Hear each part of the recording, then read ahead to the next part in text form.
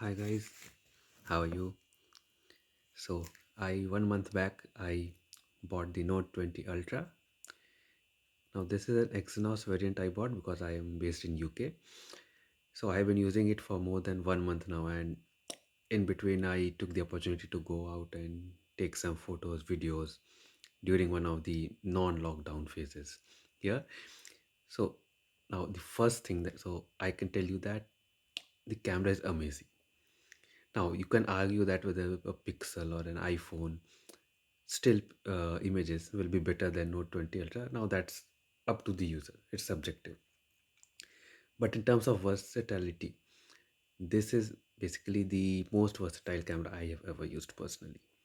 And I have been using all the phones, the P40, the earlier Note 10 Plus, the iPhone Pro Max, the Pixels, the OnePlus. I have used all of them, but this is the most versatile camera I have ever used. Why? Because it has the 108 megapixel. Now you don't shoot 108 megapixel every day, or it's only for some specific occasions. When you have time, you can go to the settings and change it. So when I went to Wales earlier this month, so I took the opportunity to take some 108 megapixel pics, and it is different. When you zoom in the photo, you can see that it is much sharper than the normal 12 megapixel images. So having said that, I will just show you some of the pics that I took.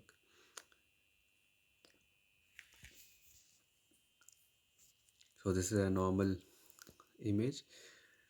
So you can see, and this is me. So we this was in area in Wales. It is called Mac Loop. So we were waiting for the supposedly the planes fly very low, the army air force planes. So we were there, but unfortunately there was no uh, training schedule on that day.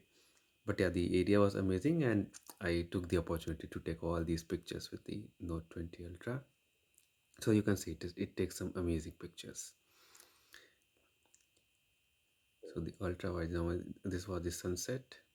And yeah, I took the 5x zoom pics also some in some occasions, so it proved to be very handy. So again, this is me, and portrait is quite good in this phone, if I say.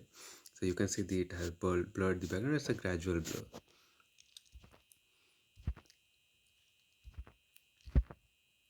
So again, these are my friends, and you can see this looks like a awesome uh, pic. So you can see that the front is more in focus, where the back portion of the pic is slightly blurred again. Yeah, so you can say this. So yeah, this was the 5x zoom I was talking about. So you can see that this is like not that blurry if you zoom in. So turned out actually quite good.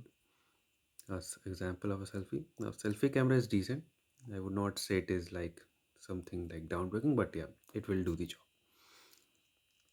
But I'm particularly impressed with the back camera. So you can see how now the sky might not be as blue in real life as it is showing here, but it is like, as you know, that it is Instagram ready.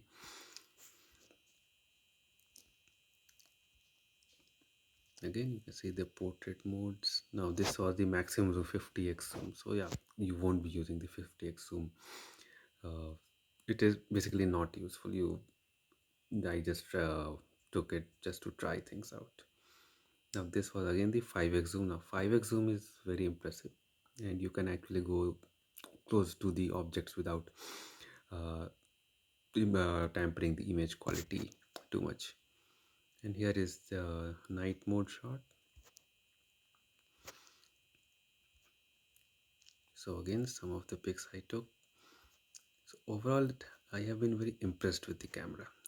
It takes some absolutely amazing photo. Again, this is a 5x zoom and provides a lot of versatility. So now one of these shot is a 108 megapixel. Let me see. Yes, you can see the five size here, 36 MB. This is the 108 megapixel shot. And if you zoom in, you can see it does not get distorted as much as a 12 megapixel shot.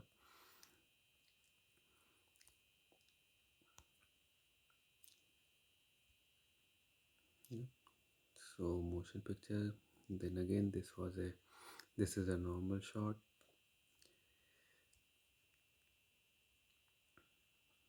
See, the portrait mode is actually quite good here. And this is again with a 5x zoom.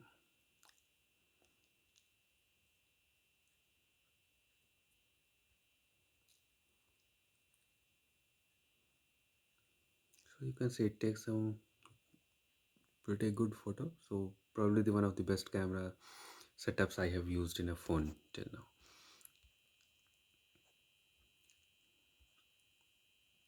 So just going to take you through some of this. So this was a waterfall. I tried this slow-mo here. So yep, turned out quite good.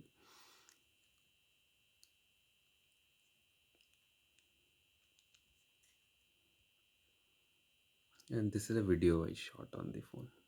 So yeah, again this is uh, I don't remember whether this was at, I think it was at 4K, uh, or no, it was at 1080p at 60 frames per second. So you can see it's, and the stabilization, the video quality is quite good, and the stabilization is also quite good here. So I did not take too many video. Yeah, you can see the stabilization here.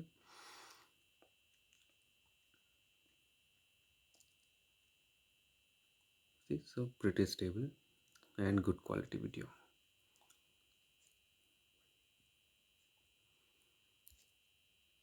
So guys, this was some of the pics I took, some of the videos, and just wanted to share my thoughts on this. Now, in terms of my daily usage, so the 120 hertz doesn't make a difference. I have been using 90 hertz phones before, and this is my first 120 hertz phone, and I still have my Pixel 4. So now, after using this, I tried turning the setting to 60 hertz, but I couldn't do it. Like it was like I could see the stutter in while scrolling. It was very noticeable, so I moved back to 120 hertz. And even now, the Pixel 4 is actually very smooth because of the Google optimization, and also it has 90 hertz screen. But still, it feels a bit slower, or you know, not as smooth as this Note 20 Ultra. So that there is definitely a difference between 120 hertz and 60 hertz, and some people might even notice a difference between 120 hertz and 90 hertz. Now, in terms of daily usage, it has been like brilliant for media consumption. You know, the it's almost edge to edge screen, and just a tiny front cam with a hole punch out. So pretty good for media consumption. The only gripe I have is the battery life. As you must have seen in other reviews, that battery life, and especially on the exynos version, is not as good as Snapdragon version. Now, I have not used a Snapdragon version of this phone, but in terms of battery life, if you are on Wi-Fi, you won't have any complaint. It will easily give you 5.5 to 6 hours screen on time over a full day. But if you go outside on LTE or 4G or even on 5G, then if you use the screen too much, then you will struggle to uh, get through the day. But because these days, you know, everybody is sitting at home and there's lockdown, so yeah, you are always on, most of the time you're always on Wi-Fi. But on a few occasions when I have been on 3G, like my trip uh, to Wales where I took these pics, so I had to carry a power bank with me because of course I'm using the camera extensively, so it further adds to the battery drainage. Overall on 4G, I think you will get around 4.5 hours of screen on time over a full day. And I have been using dual SIM in it, so definitely that also adds to the drain. Maybe on a single SIM, you will might get half an hour more of screen on time. So considering Note series has always been like the powerhouse, and Note series traditionally have had the very good battery backup, this is probably the worst battery backup I have seen in a Note. But yeah, other than that, the phone is absolutely amazing. And with some slight tweaks and battery optimization, you can still manage to go through a full day with moderate use. With heavy use, you will need to carry a charger or power bank. So that's all from my side. Now I know Note 20 is now probably not the real flagship of Samsung anymore. It's the Galaxy Z Fold 2, but that is like for a more niche clientele. So not everybody will be buying that Galaxy Z Fold 2 because it is a sort of a phablet or a phone come phablet. So Note 20 Ultra is, I think, the maximum. It has almost 6.9 inch screen size. So I think, in my opinion, this is the maximum. I mean, screen size that should be a smartphone should be. Anything bigger than this, we are talking about a tablet territory. So yeah, Note 20 Ultra, brilliant phone. If you have the cash to spend, then you can go for this. But if not, of course, now we have the S20, S20 Fan edition, and those are almost at half the price of Note 20 Ultra. And so you will get a slightly inferior camera on those, but still they are much more value for money than your Note 20 Ultra.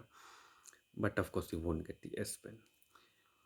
And S Pen I have not been using that much. For some, just every 2 to 3 days I might take a note somewhere here. But yes, one definite advantage of S Pen is the ability to allow you an option to take pictures without touching your screen.